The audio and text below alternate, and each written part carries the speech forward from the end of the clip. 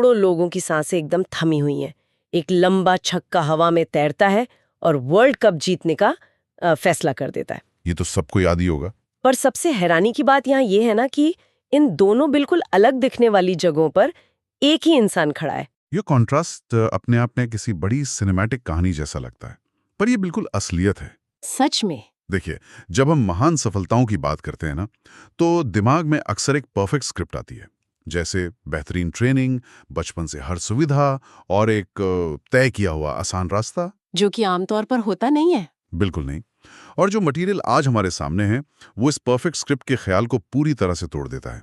ये कहानी एक ऐसे रास्ते की है जो बहुत धुंधला, अनिश्चित और बेहद थका देने वाला था। हाँ, और आज की इस विस्तार से चर्चा में हम the ticket collector who conquered the world पर आधारित नोट्स और रिसर्च का विश्लेषण कर रहे हैं। ये बहुत ही दिलचस्प डीप ड्राइव होने वाला है। हमारा मकसद ये समझना है कि रांची के एक छोटे से शहर से निकला एक आम आदमी, जिसके पास ना बड़ा पैसा था और ना ही कोई सॉलिड बैकिंग, उसने ये नामुमकिन सा सफर आखिर तय कैसे किया। और जो डिटेल्स हमने इसके लिए जमा की हैं, उन्हें देखकर साफ समझ आता है कि ये सिर्फ एक क्रिकेट प्लेयर की सक्सेस स्टोरी नहीं है। तो फिर ये क्या है असल में? ये एक तरह की ह्यूमन साइकोलॉजी या मानसिकता की केस स्टडी है, जो ये बताती है कि जब हालात पूरी तरह आपके खिलाफ हों, तो दिमाग कैसे काम करता है। तो चलिए इसको थोड़ा और गहराई से समझने की कोशिश करते हैं, क्योंकि इस सफर की शुरुआत में ही एक सबसे बड़ी रुकावट हमें दिखती है। परिवार का दबाव और मिडिल क्लास हकीकत है ना। बिल्कुल।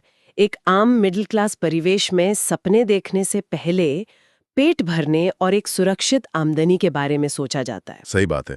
वहाँ क्रिकेट खेलना और उसमें करियर बनाना एक बहुत बड़ा जुआ माना जाता था, एक गैम्बल की तरह। और इसी दबाव के चलते उस लड़के को इंडियन रेलवेज में टिकट कलेक्टर की नौकरी करनी पड़ी। और ये नौकरी कोई आसान डेस्क जॉब तो थी नहीं। अरे नहीं, जरा इस नौकरी की डिटेल्स पर ध्यान देते हैं। दिन भर प्लेटफॉर्म पर ड्यूटी करना, एक तरफ भीड़ का फिजिकल धक्का मुक्की और दूसरी तरफ हजारों अनजान चेहरों को पढ़ना। लगातार सवाल जवाब करना, लोगों से माथापच्ची करना। हाँ, ये सब किसी की भी शारीरिक और मानसिक ताकत को पूरी तरह निचोड़ लेने के लिए काफी है। ज्यादातर लोग ऐसी ड्यूटी के बाद घर जाकर बस लंबी नींद लेना चाहते हैं। पर वहीं पर सबसे दिलचस्प पहलू आता है सामने।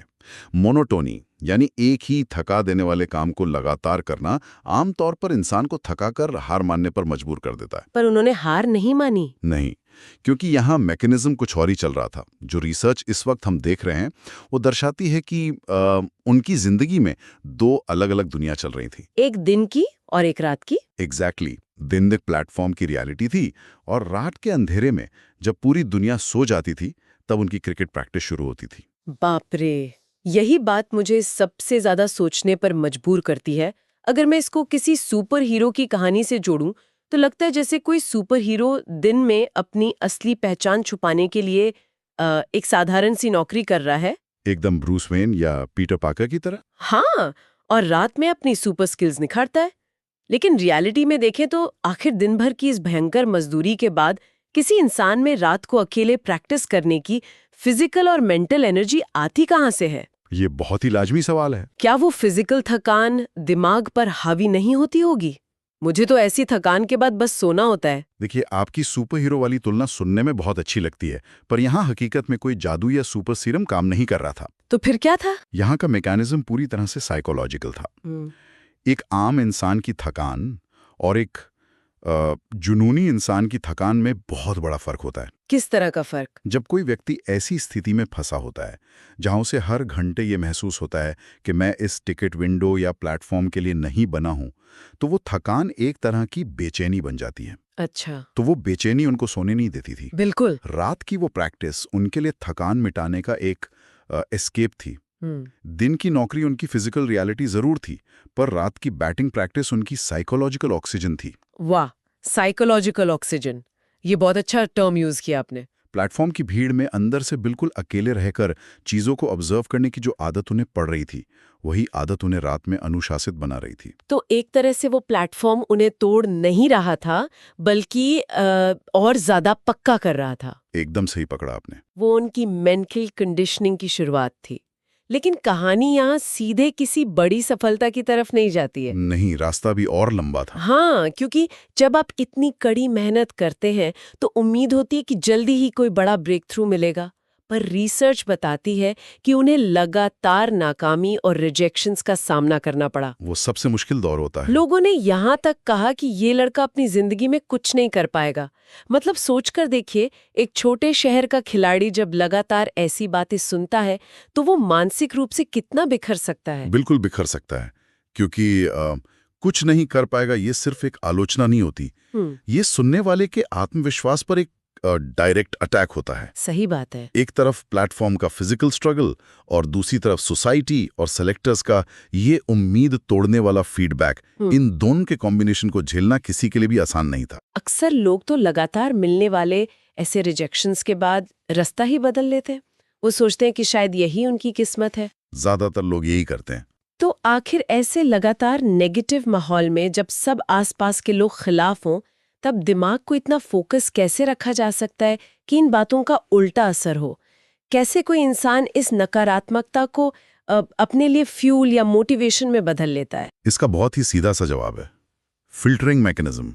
फिल्टरिंग मैकेनिज्म, ये कैसे काम करता है? जो लोग आम होते हैं ना, वो आलोचनाओं को एक सच की तरह एक्सेप्ट कर लेते हैं और हिम्मत हार जाते हैं। लेकिन यहाँ उस क्रिटिसिज्म में एक अलग ही काम किया। रिजेक्शन एक चुनौती बन गया। मतलब उन्होंने उसको चैलेंज समझ लिया। हाँ, देखिए, जब एनवायरनमेंट अनरिसेप्टिव हो, यानी जहां कोई आप पर विश्वास न कर रहा हो, वहां लगातार प्रैक्टिस करने से दिमाग बाहरी आवाजों को म्यूट करना सीख जाता है। बाप रे, अपने दिमाग को म्यूट बटन पे रखते ना। सही कहा, यही उनकी सबसे बड़ी ताकत बनी। लोगों के ताने उनके दिमाग में एक आग की तरह थे जो उन्हें रात दिन पुश कर रहे थे। और इस आग का नतीजा क्या निकला? नतीजा ये हुआ कि जब आखिरकार लगातार कोशिश के बाद उन्हें इंडिया ए टीम में पहला बड़ा मौका मिला, तो उन्होंने पूरी तरह से सबको शॉक कर दिया। वो अपनी काबिलियत से सबको हैरान कर रहे थे। वो सिर्फ अच्छी बैटिंग नहीं कर रहे थे, उनकी हर शॉट में ना उन सालों के दबाव को रिलीज करने की एक झलक थी। यहाँ से एक बात बहुत साफ समझ आती है कि किसी भी बड़े ब्रेक थ्रू से ठीक पहले का अंधेरा वाकई सबसे गहरा होता है। बहुत गहरा। उनका इंडिया ए में आना और तुरंत अपना प्रभाव छोड़ना, ये किस्मत नहीं थी, बल्कि लगातार दबाव में पकने का नतीजा था। और यही मोमेंटम उन्हें आगे लेकर गया साल 2004 की तरफ। 2004, जब आखिरकार उन्होंने इंडिया के लिए अपना इंटरनेशनल डेब्यू किया। सही कहा, टिकट चेक करने वाले एक अनजान लड़के से लेकर इंटरनेशनल स्टेडियम तक का सफर। पर जो सबसे चौंकाने वाली बात इन नोट्स में पढ़ने को मिलती है, वो ये है कि डेब्यू के बाद धीरे धीरे वो सिर्फ एक अच्छे प्लेयर नहीं बने, बल्कि कुछ और ही बन गए। हाँ, वो टीम के सबसे डेंजरस प्लेयर के रूप में उभरने लगे।